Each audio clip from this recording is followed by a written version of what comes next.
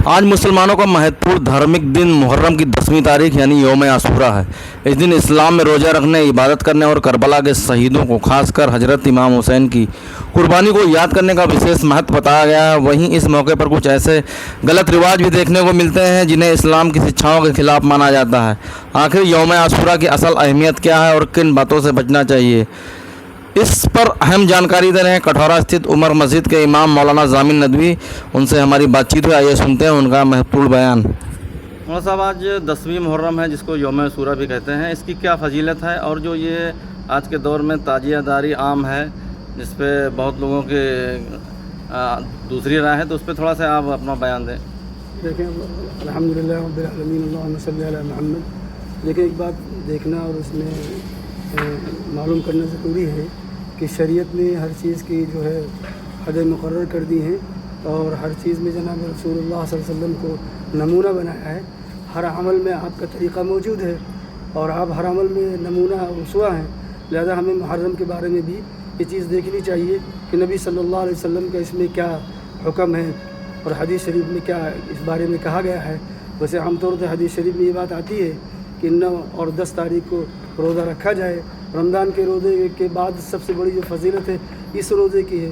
फरमाया अल्लाह के रसूल सल्लल्लाहु अलैहि वसल्लम ने कि जो 10वीं तारीख का रोज़ा रखेगा उसके साल भर के गुनाह माफ़ हो जाएंगे और जो अपने अहल व अयाल को इस दिन खाने में कुशादगी करेगा तो रोज़े में बरकत होगी। ये मुहर्रम की फजीलत जो है वो पहले से है, कोई मुहर्रम हराम की इस तारीख से नहीं है। तमाम अंबिया अलैहिस्सलाम के ज़माने में मुहर्रम आया है, उसकी अपनी फजीलत है, हर ज़माने में इसकी फजीलत रही है। बड़े बड़े वाक़यात जो दुनिया में रूनुमा हुए हैं, तमाम वाक़यात देख लें आप, 1-2 चीज़ें देख लें कि फ़िरौन के बारे में देख लें और हज़रत आदम अलैहिस्सलाम के बारे में देख लें और तमाम चीज़ें ऐसी हैं जो बड़ी बड़ी तारीख़ी और नमूने की चीज़ें हैं वो इस महीने में, इस दिन में हुई हैं।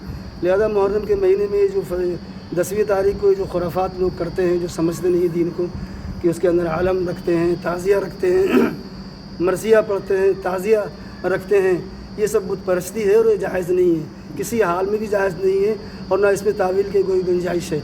लिहाजा इसको रोकना चाहिए। और उसकी आप एक मिसाल ये समझ लें, अगर ताज़िया रखना और सीना पीटना और मरसिया करना दुरुस्त होता तो उलमा पहले रखते और जो बड़े बड़े बुजुर्गान दीन है वो पहले इस अमल को करते।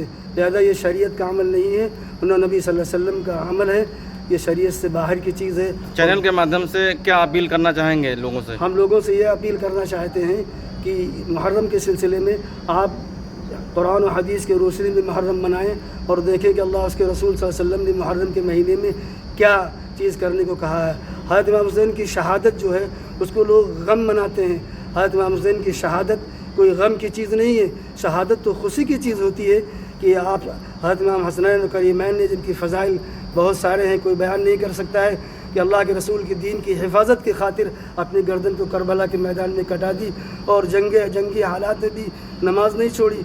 लिहाजा हम लोगों से अपील करते हैं, अगर सच्चे हुसैनी हैं आप और हज़रत इमाम हुसैन को मानते हैं तो हर हाल में नमाज को अदा कीजिए और दीन को फैलाने में अपनी जान माल को लगाइए और मुजाहिदा कीजिए। व आखिर दावाना अनिल हम्दुलिल्लाहि रब्बिल आलमीन।